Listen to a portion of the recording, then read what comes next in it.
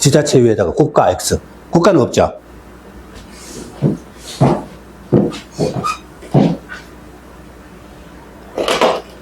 자, 여기 보세요.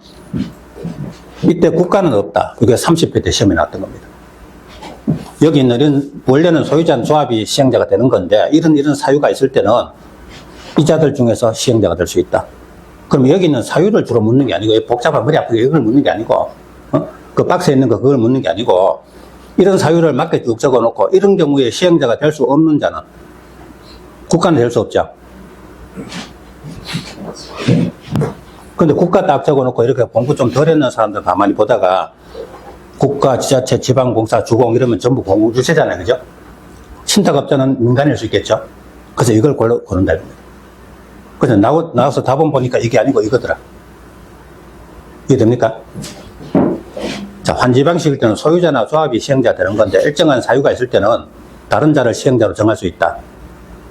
근데 그 다른 자가 지자체부터 신탁업자까지 되는데 국가는 아니다. 국가는 아까 수용 방식만 되죠.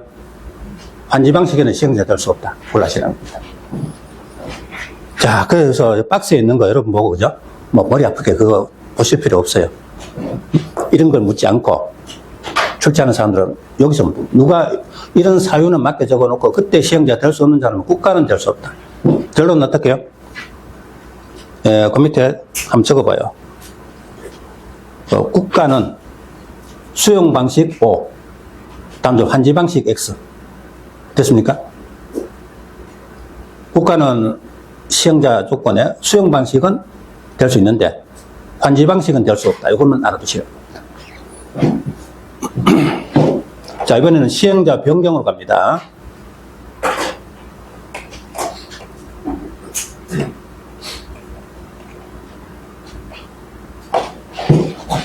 자, 시행자를 지정했는데 다른 시행자로 변경하는 경우, 어떤 경우에 변경하겠어요?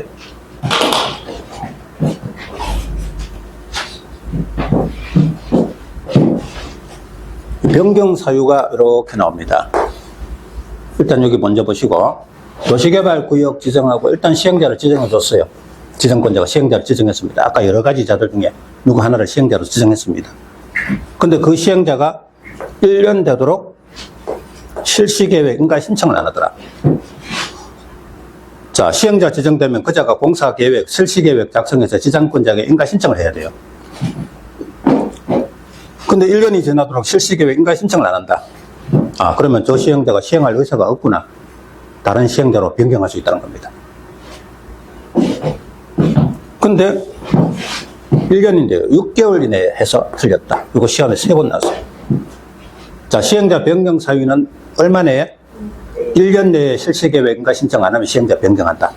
근데 그걸 가지고 6개월 내에 실시계획인가 신청 없으면 시행자 변경한다. 틀렸다. 시험 3번 나왔다. 자, 두 번째는 1년 내에 실시계획인가 신청해서 실시계획인가를 받았습니다.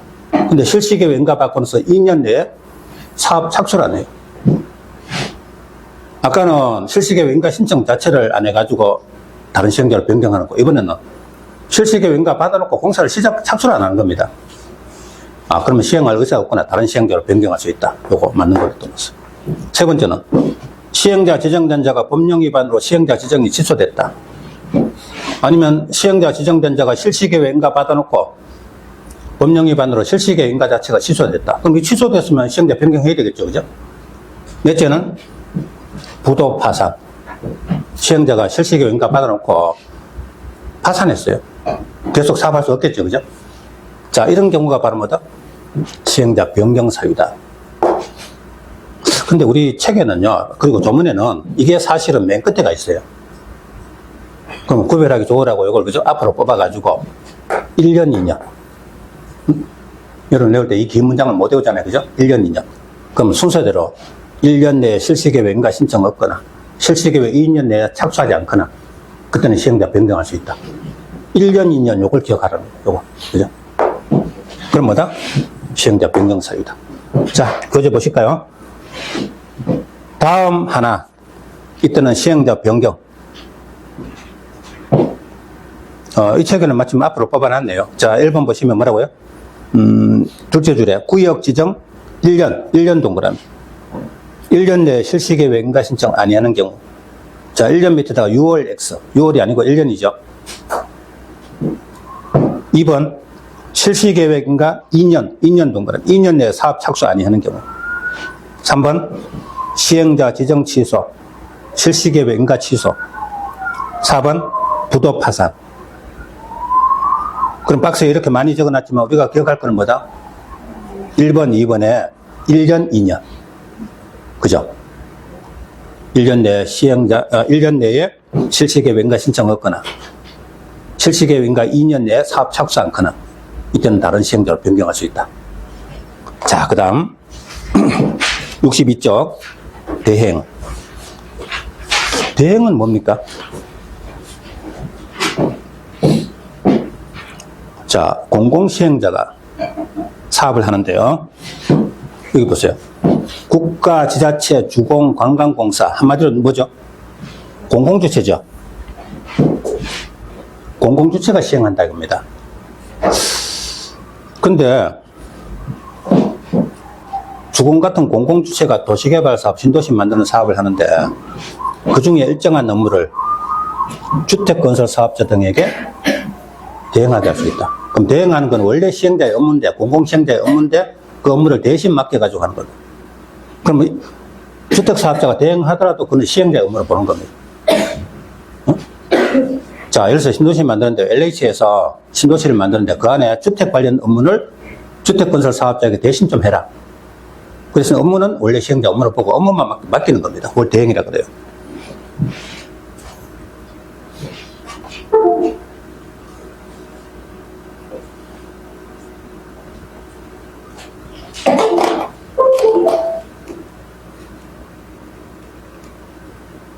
자, 대행.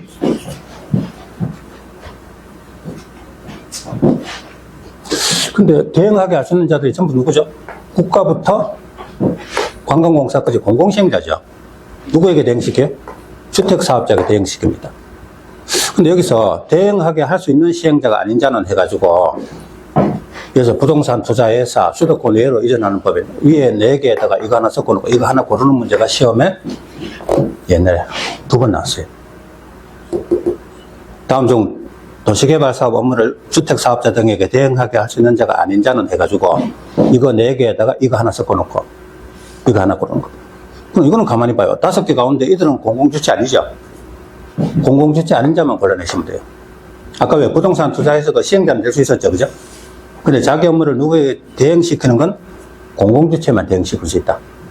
이들은 대행시킬 수 없다. 그 다음에 또 한 가지는요, 이 부분에서 또 나와요. 그럼 공공시행자가 자기 업무 가운데 주택사업자 등에게 대행하게 할 수 있는 업무가 어떤 거냐? 요거 4개. 여기서 시험 3번 나왔어요. 자, 어떤 거죠? 일단 여기 먼저 보세요. 어떤 거?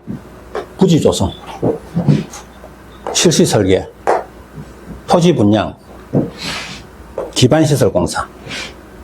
어떻게 배울까요? 부실토기, 이렇게 봅시다. 부실토기. 응? 부실토기. 자, 무조건 첫자만 붙이지 말고요. 핵심 단어를 찾아보세요. 부지 조성, 또 실시 설계, 토지 분양, 기반시설 공사.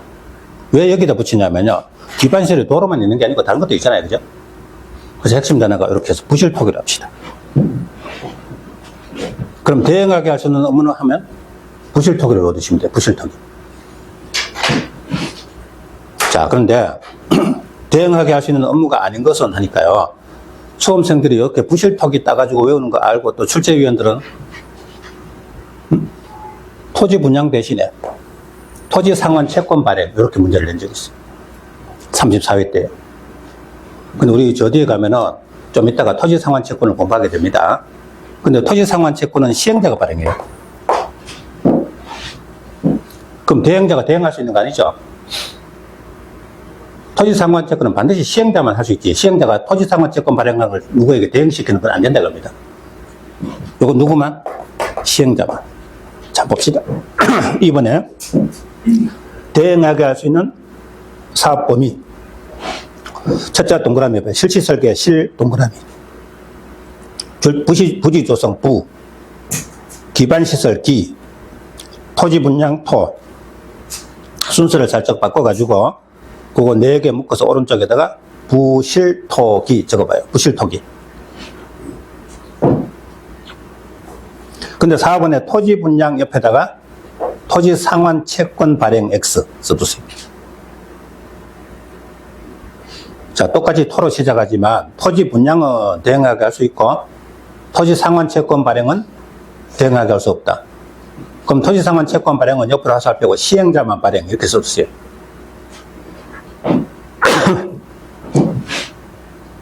자, 요 간단한 데서 시험에 최근에 28회, 30회, 34회 3번이나 나온 거죠. 그죠? 그러니까 외워야 되겠죠. 솔직히 이 긴 문장은 다 외우라면 못 외웁니다. 그죠? 그래서 부실토기만 외우라는 겁니다. 그죠?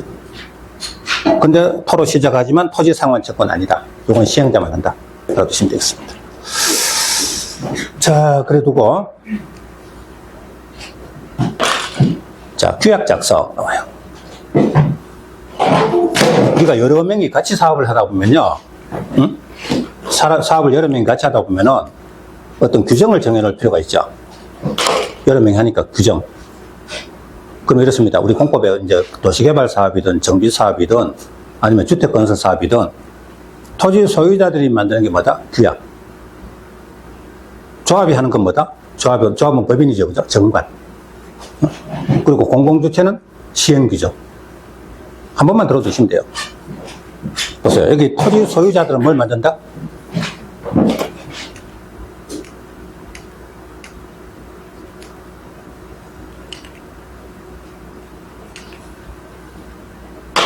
토지 소유자들은 뭐요? 규약. 자, 교재 보시면은 1번에 규약, 바로 밑에 토지 소유자 2인 이상 줄 쳐주시고.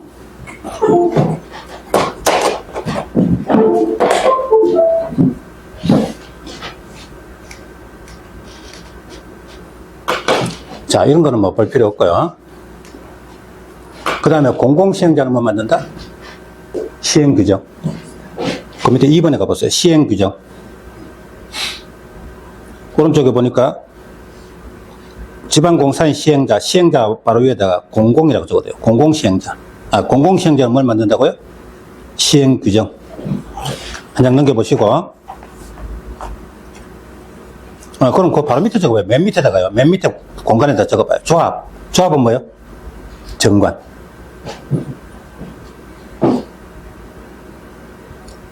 토지 소유자는 규약 작성하고, 공공시행자는 시행규정 작성하고, 조합은 정관 작성한다. 이 정도만 알아둡시다. 자, 넘어갑니다. 그 다음에 뒷페이지 가면 63쪽에 가면요. 법인 설립이라고 쭉 나오는데, 이거는 시험에 나온 적이 없어요. 보실 필요 없다. 64쪽에 가면 공공시행자와 민간참여자 쭉 해가지고 나오는데요. 역시 마찬가지입니다. 어디까지? 65쪽까지, 65쪽에 7번 바로 앞에까지는 보시지 않아도 됩니다. 혹시 시험에 나오면 될 거냐? 혹시 한 문제 나오다 버려요. 그죠? 버리시면 됩니다. 우리 공법은 그래요. 점수 많이 맞기 힘든 반면에, 그 대신에 정 이상한 거는 아예 버릴 생각하면 돼요. 그죠? 자, 그러면 7번 갑니다. 위탁. 위탁은 요 교재 가지고 보세요. 그냥. 자, 7번에 보면 항만, 철도, 또 오른쪽에 공공시설, 공유수면 매립. 어떤 도시개발구역 안에 시행자가 도시개발 사업을 하는데, 신도시를 만드는데, 거기 철도가 지나간다. 이겁니다. 그럼 시행자가 도시개발 사업하는 김에 요 철도 건설도 시행자가 내가 할게. 그 말이 안 되죠. 그죠? 자, 도시개발구역에는 철도가 지나가고 고속도로 지나가고 항만 건설하고 이걸 가지고 도시개발 사업 시행자가 그걸 할 수는 없잖아요. 그건 다른 자에게 맡긴다. 그 뭐죠? 오른쪽에 국가, 지자체, 공공기관, 정부 출연기관, 지방공사에 위탁하여 시행. 그거 줄자 보세요. 아까 대행하고 위탁 시행하고 다르죠? 대행은 시행자 업무인데 대행자한테 대신 맡기고 시행자 업무로 기속되는 겁니다. 결국은. 근데 위탁 시행은 뭐죠? 아예 시행자 업무가 아니다. 도시개발구역 안에 시작하더라도 다른 자의 업무다. 아셨죠? 대행은 원래 시행자 업무인데 대행자한테 업무를 잠시 맡기는 거고, 원래 결국은 시행자 업무로 기속되는 거고, 위탁 시행은 도시개발구역 안에서 하더라도 그거는 시행자 업무가 아니다. 아예 다른 기관의 업무다. 그죠? 자, 이거는 뭐 시험 나올 거 별로 없어요. 자, 그렇게 해두고 2절에 조합으로 갑니다. 자, 우리 공법 공부하다 보면 조합이 3번 나옵니다. 여기 도시개발조합, 정비법에 가면 재개발, 재건축하는 정비조합, 주택법에 가면 주택조합 3가지입니다. 이 조합이 그 3가지 조합 가운데 어느 조합이 제일 중요할까요? 그럼 도시개발조합, 정비조합, 주택조합 어느 조합이 제일 중요할까요? 우리 가장 많이 들어보는 게 뭐예요? 재개발조합, 재건축조합이죠. 정비조합이 제일 중요합니다. 아시죠?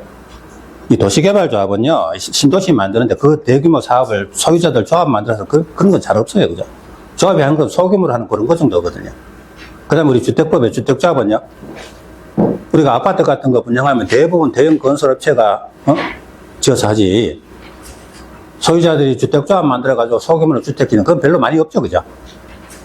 근데 재개발, 재건축하면 전부 조합 만든다 그러죠. 결국은 정비조합이 제일 중요합니다. 사실은. 자, 그런데 이 조합이 셋 다 법에 깔려 있는데, 먼저 도시개발조합을 봅니다. 아까 소유자 조합은요, 수용 방식 시행은 할 수 없죠. 환지 방식일 때, 구역 안에 토지 소유자 권리 그대로 놔두고 옮겨주는 환지 방식일 때는 그 안에 땅 주인들, 토지 소유자들이 할 수도 있고, 아니면 그들이 만든 조합이 할 수도 있어요. 그 조합을 보자. 자, 그럼 조합 바로 밑에다가 어떤 경우요? 환지 방식 경우에만 시행자 된다. 조합은 환지 방식 경우에만 시행자가 된다. 자, 그러면 도시개발조합을 설립하려면 구역 안에 토지 소유자, 일단 여기 보세요. 몇 명 이상? 7명 이상.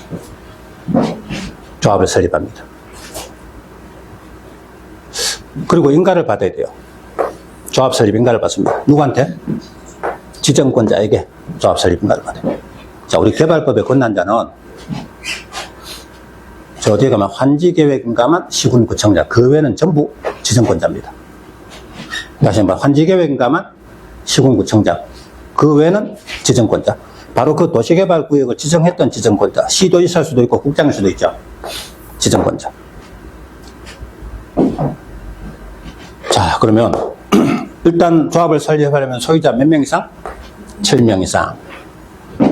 이들이, 그리고 조합은 법인입니다. 그래서 정관을 만들어야 돼요. 자꾸 넘어가죠.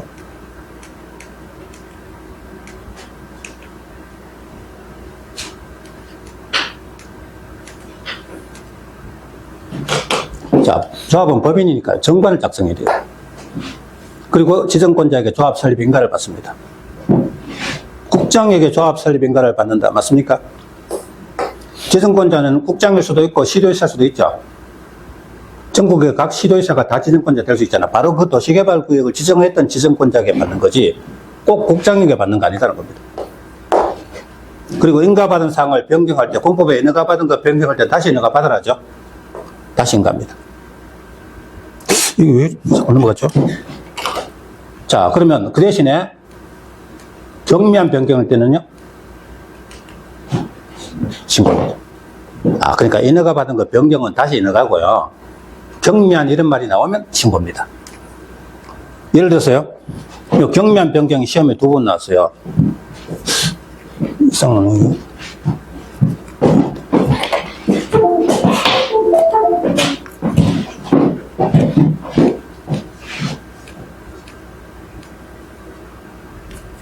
예를 들어서 주사무소 소재지 변경, 경미입니까? 중요입니까? 자, 조합의 주사무소가 A동에 있었어요. 근데 주사무소를 B동으로 옮겼어요. 중요입니까? 경미입니까? 경미죠. 주사무소가 이 동네에 있으나 옆에 동네 가는 뭐 그게 중요한 거 아니잖아요. 그죠? 그러니까 이거는 경미다. 인가가 아니고 신고만 하면 된다. 근데 여기 시험에 나왔을 때 사람들이 가만히 생각합니다. 처음 문제 접했을 때는요, 아, 주된 사무소니까 중요한 거 아닐까? 인가? 이렇게 생각할 수 있겠죠. 그죠? 근데 우리는 시험에 기출문제 한번 보고 나면 틀릴 일이 없어요. 주사무소, 사무소 소재지는 경미한 변경이다. 그러니까 인가가 아니고 신고만 하면 된다. 한 번만 들어두시면 합니다.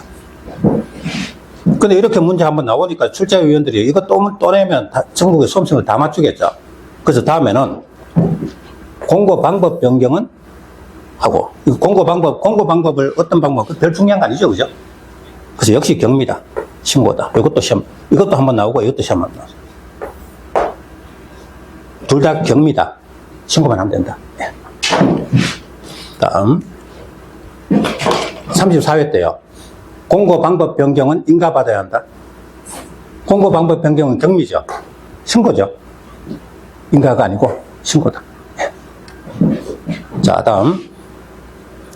교재 보실까요? 일단 66쪽에 넷째 줄에 조합 설립하려면 토지 소유자 몇 명?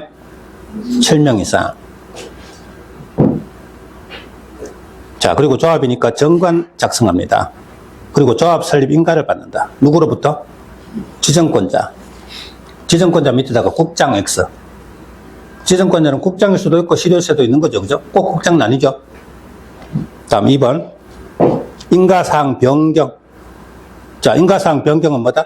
인가. 그냥 변경은 인가입니다. 다음 줄. 경미한 변경. 그거는 신고.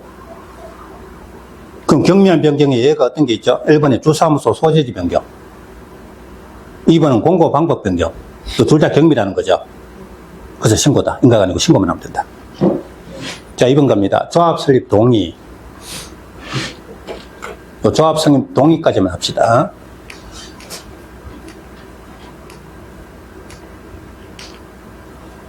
자, 조합 설립할 때는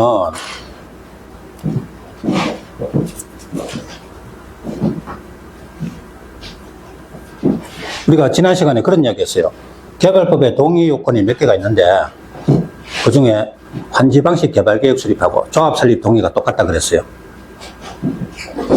토지 면적 3분의 2 이상 소유자와 소유자 총수 2분의 1 이상 동의. 어떻게 읽어요? 면 3분의 2와 수 2분의 1 동의. 환지방식 개발계획 수립하고 조합 설립 동의가 똑같아요. 그 동의가 제일 중요하고 시험이 제일 잘 나와요. 얼마요? 면 3분의 2와 수 2분의 1 동의. 여기에 시험 4번 나왔어요. 와 대신에 또는 하면 틀립니다. 와는 엔드죠. 앞에 거 뒤에 거 둘 다 맞아야 되죠. 근데 또는 하면 둘 중에 하나 이러니까 틀린 거죠. 또 여기서 2번 나왔고, 이번에는 3분의 2분의 1을 바꾸면 틀리죠. 면 2분의 1, 수 3분의 2 이러면 틀리겠죠. 그죠? 이런 식으로 또 시험 2번 나왔어요. 대부분 이래요. 면 3분의 2와 수 2분의 1. 할 수 있죠? 환지방식 개발계획 수립하고 조합 설립 동의 똑같다. 두 개 동시에 외웁니다. 면 3분의 2와 수 2분의 1. 그러면 시험 문제지에 보고 동그라미 몇 개 딱딱 쳐나가다 보면 틀린 거 발견되죠. 그죠? 이런 거는 반드시 맞아줘야 된다. 뭐가 이상해요. 자꾸 이 자리 넘어가네. 그죠?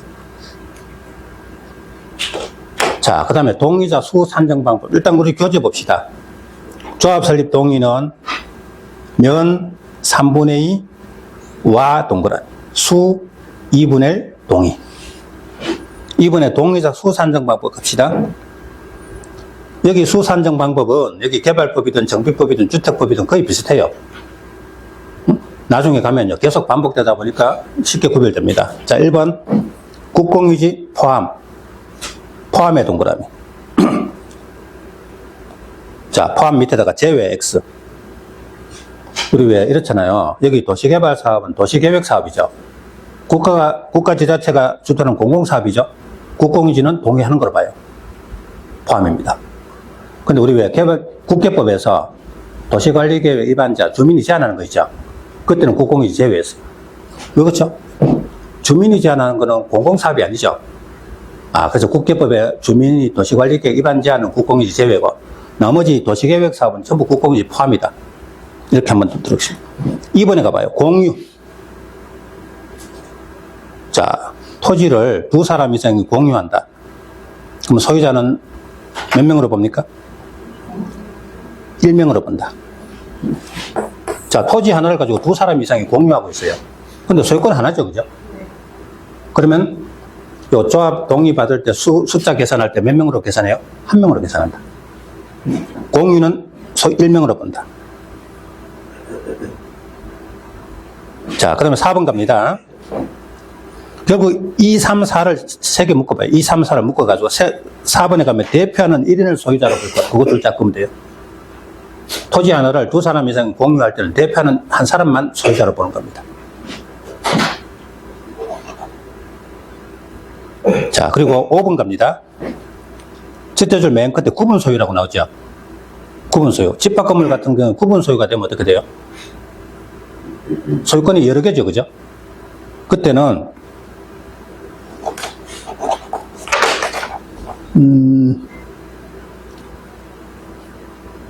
자, 그때는 각인을 소유자로 본다는데 그건 놔둡시다. 네, 그거 놔두고 뒷장 한번 넘겨봐요.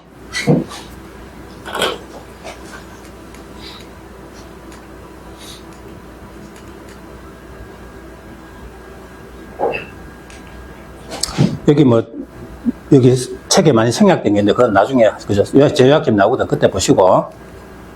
조합의 성격이 여기까지만 합시다. 성격. 자, 조합의 성격은 일단 조합은 법인입니다. 교재 보세요. 첫째 줄에 법인. 그리고 오른쪽에 사단법인입니다. 자, 공법인입니까? 사법인입니까? 도시개발조합은 공법인, 사법인? 지금 우리 도시개발법이 공법이죠. 그럼 도시개발조합도 공법인입니다. 그죠? 공법인. 그리고 사단법인입니다. 2번, 설립인가 30일 이내에 주사무소 소재지에서 설립 등기. 자, 지정권자에게 조합 설립 인가 받고 30일 내에 설립 등기를 합니다. 그리고 등기하면 성립. 자, 그렇다면 인가받은 날 성립합니까? 등기한 날 성립합니까? 등기한 날이죠. 등기하면 성립 밑에다가 등기한 날 성립 이렇게 쓰세요. 3번, 도시개발조합에 관해서는 이 법은 개발법이죠. 그럼 개발법을 1차 적용합니다.